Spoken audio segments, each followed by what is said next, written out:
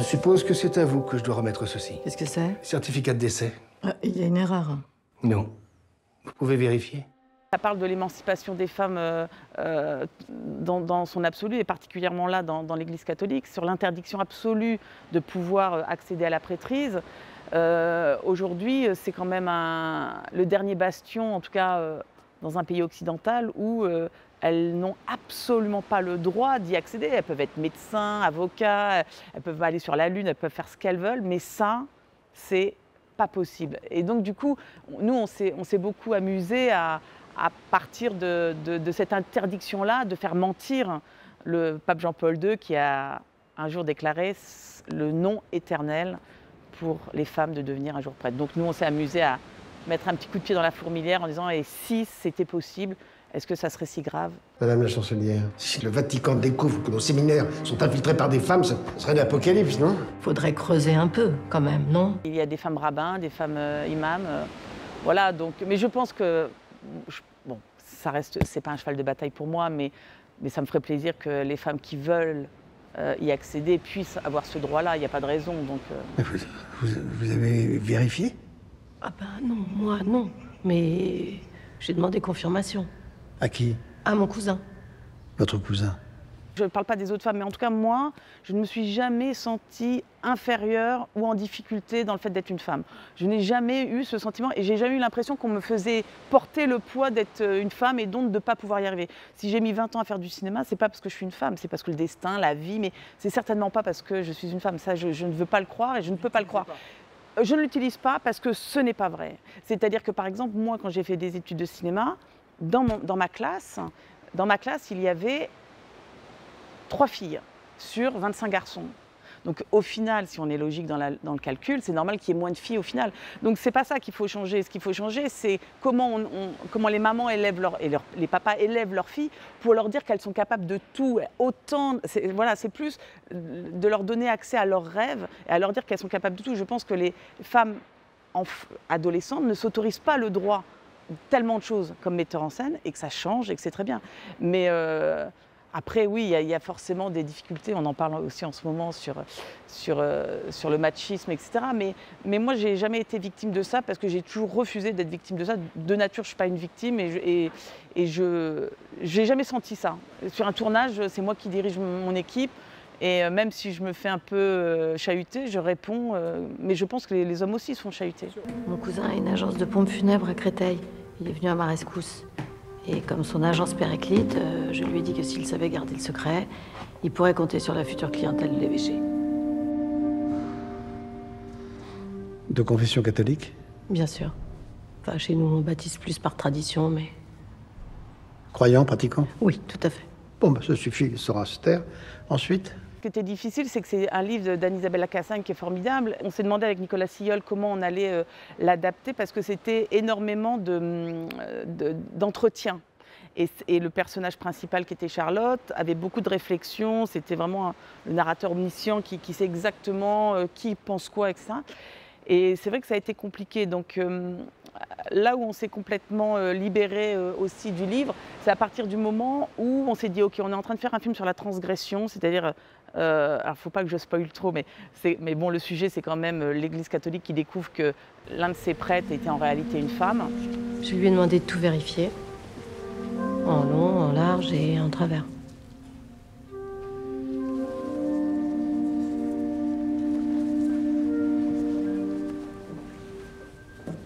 Là où on a commencé à se libérer vraiment dans l'écriture et à vraiment trouver un moteur narratif cinématographique très intéressant, c'est effectivement quand on a donné au personnage de Karine Viard, le personnage de Charlotte qui est chancelière du diocèse, une transgression énorme.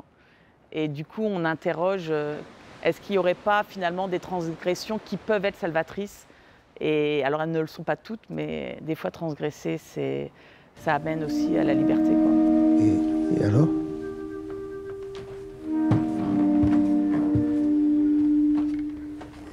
C'est une femme, avec une légère barbe, mais poitrine et sexe féminin. Une vraie femme. trouvais toujours intéressant de mettre les héros ou les héroïnes de nos histoires dans des situations un peu délicates, un peu compliquées. Moi, quand je suis spectatrice, c'est ça qui me passionne, c'est quand tout d'un coup, quand le héros fait une bêtise ou ou fait quelque chose et que moi, mon moteur de spectateur, c'est d'essayer de comprendre comment il va s'en sortir. Moi, je suis très heureuse d'être dans une salle de cinéma quand c'est ce moteur-là qui est mis en place. Donc j'ai essayé de mettre en place des moteurs qui, moi, m'excitent, quoi. Vous en avez parlé à quelqu'un? Ah non, à personne. Enfin, à part le médecin, mon cousin, et maintenant vous.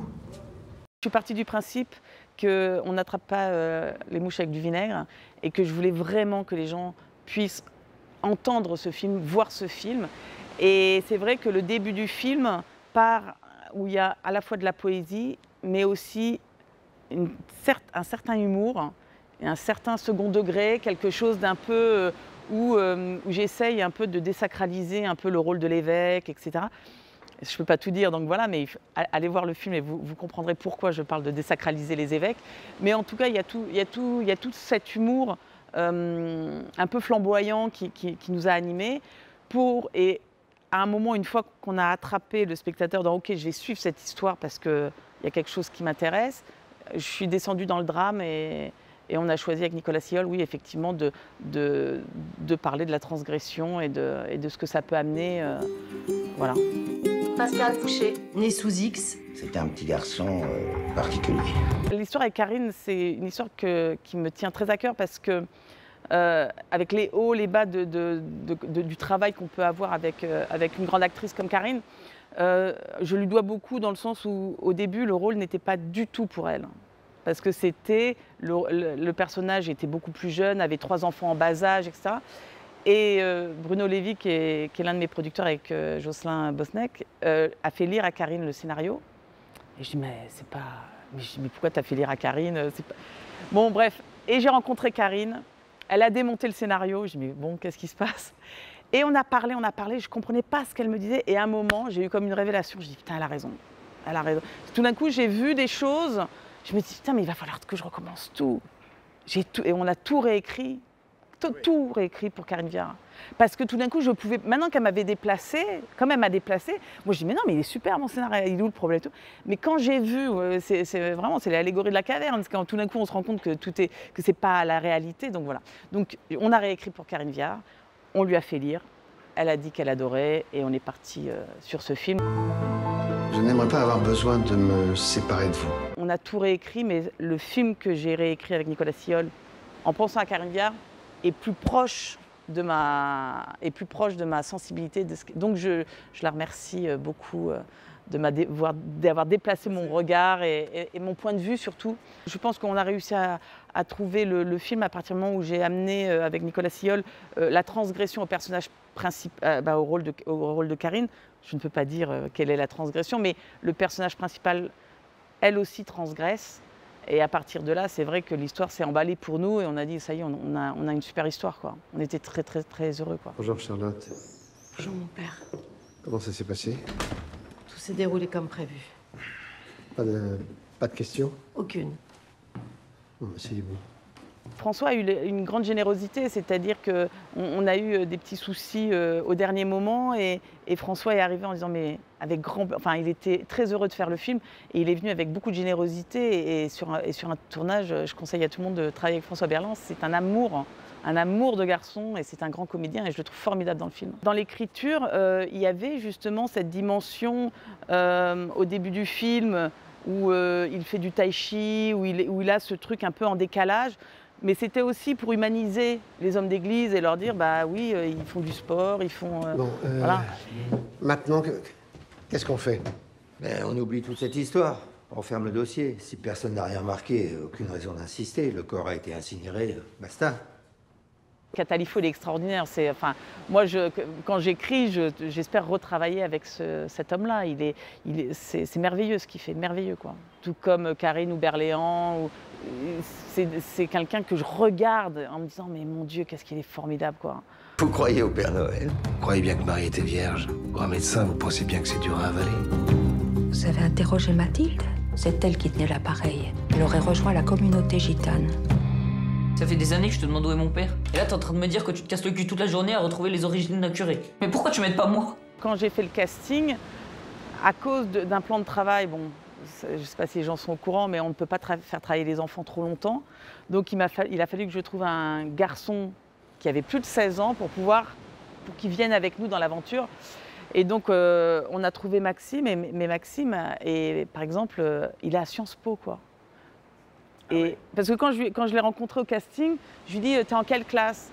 Et il me dit « Sciences Po ». Et je dis « Non, t'es en quelle classe ?» Il me dit « Sciences Po ». Je dis « Ah ouais, d'accord, ok ». Et c'est un mec qui est brillant, qui est d'une gentillesse, qui est très... Enfin, c'est un mec adorable. Et il a une générosité, il est très appliqué, il est à la fois il observe beaucoup.